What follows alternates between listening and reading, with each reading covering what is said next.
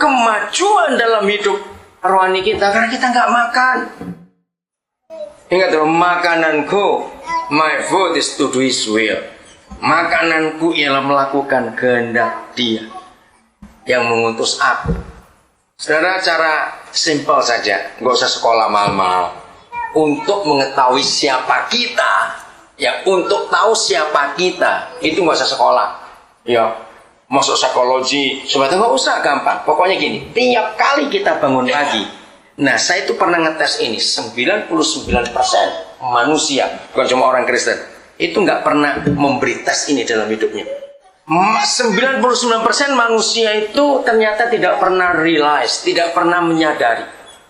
Kalau kita ingin tahu siapa diri kita, ya sesimpel itu, cuma satu caranya. Begitu kita melek pada pagi hari bangun, itu yang muncul di otak kita itu apa? Atau siapa? Nah itulah kita. Ngerti maksudnya? Banyak orang nggak tahu. Tadi pagi jujur, waktu bangun mikir apa? Begitu melek. Lapar? Nggak apa-apa, jujurlah. Lapar? Atau langsung, aduh sibuk aku. Aduh kerjaanku belum beres. Atau begitu melek, duit itu tinggal berapa? Nah itu mata duitan. Itu pasti mata duitan. Orang yang pacaran, begitu bangun mikir pacarnya, itu wajar, memang itu hidupnya. Dan itu tidak dosa. Betul tidak, saudara? Ini yang kita harus pikirkan. Begitu kita bangun, apa yang ada di otak kita? Itulah kita. Mulai besok ya, jangan lupa. Berarti besok saling telepon. Begitu saya bangun, telepon tadi pagi kamu mikir apa? Ayo, saya ingatkan itu. Penting sekali. Itulah kita. Maka itu kita perlu merubah konsep hidup ini. Beberapa hari lalu saya ngomong pada orang, nah ternyata dia itu suka main game. Nah, saya bilang hati-hati. Orang yang suka main game itu pasti punya dunia sendiri. Karena game itu mengikat sekali loh, Son. Bisa berapa hari itu nggak berhenti. Dan orang itu nggak butuh orang lain dalam hidupnya. Dan itu berbahaya. Dan orang kayak gitu kalau bangun langsung gamenya tinggal bisa bawa berapa poin tadinya. Mau lanjutkan nanti itu berapa. Begitu ada waktu dia langsung cari itu. Nah itulah kita. Maka itu hidup ini sangat menentukan siapa kita. Ketika kita melek pagi, apa yang kita pikirkan? Orang yang hanya mikir diri sendiri, sudahlah itu nggak bisa dibohongin. Begitu dia bangun, dia langsung mikir, wah aku harus beresan ini, aku harus beresan itu. Sudah, hidupnya dipenuhi untuk diri sendiri saja. Latihlah diri kita. Saudara, satu dari sekian banyak doa yang saya tiap pagi pasti minta. Sudah lebih dari 30 tahun saya buat itu. Saya nggak tahu kenapa Roh Kudus ngajar saya dari tahun 70-an.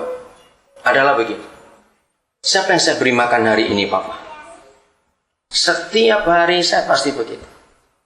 Saya harus tahu siapa yang saya beri makan hari ini. Saya harus tahu. Saya minta Papa menunjukkan itu. Kenapa, saudara? Dengarkan. Karena kalau kita, manusia cuma ada satu di antara dua. Dengar ya, manusia cuma ada satu di antara dua. Kalau kita tidak pernah memberi makan orang, kita pasti makan orang itu. Kenapa bisa begitu? Karena hidup itu cuma satu di antara dua.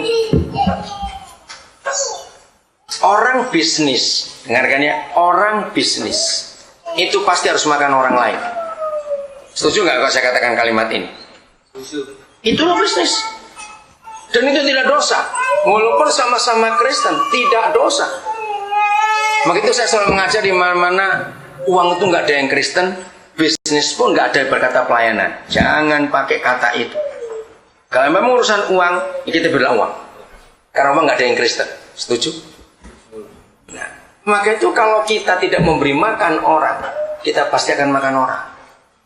Jadi kalau sudah sekian tahun sudah nggak pernah mikir memberi makan orang siapa, sudah pasti makan orang banyak sudah.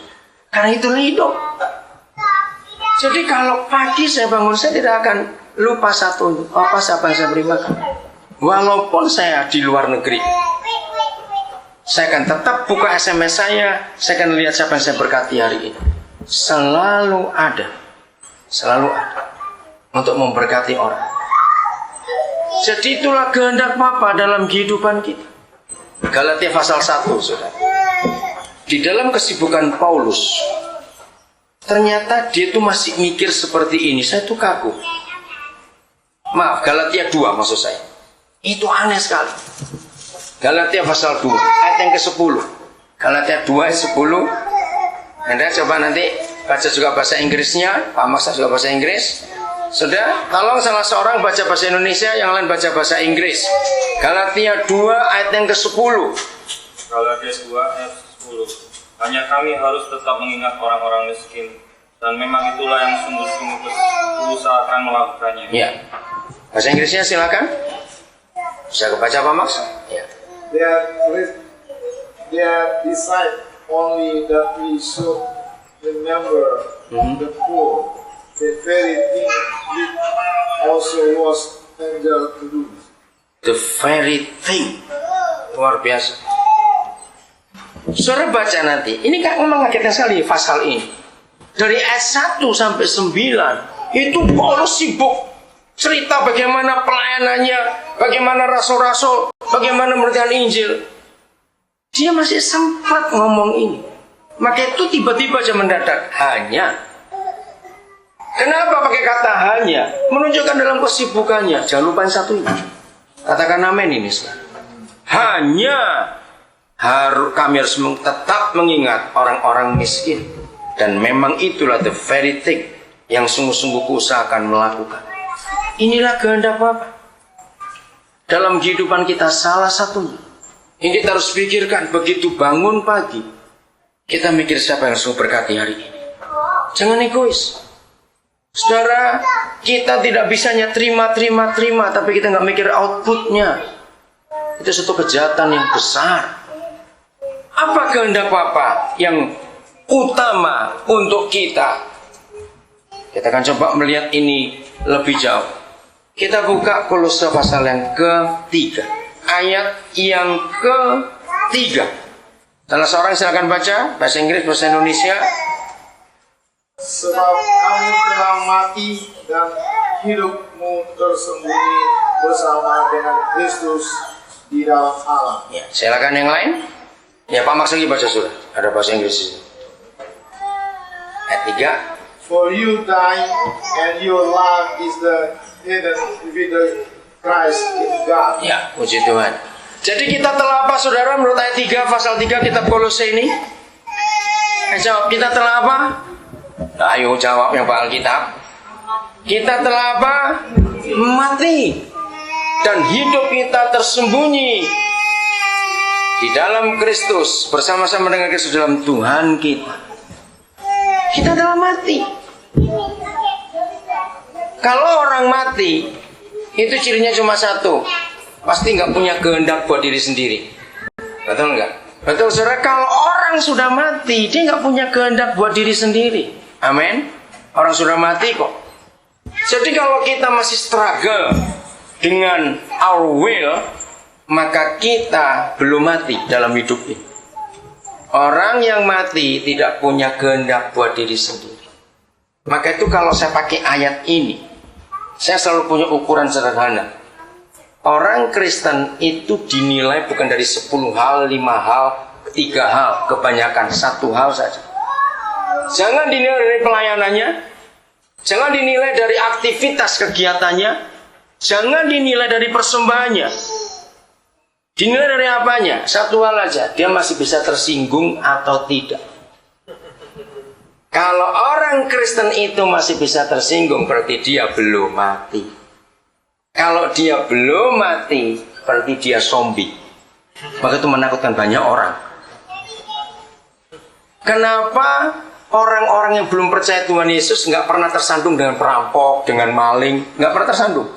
Tapi orang-orang itu tersandung dengan orang Kristen, betul tidak? Jawab ini, ya atau tidak?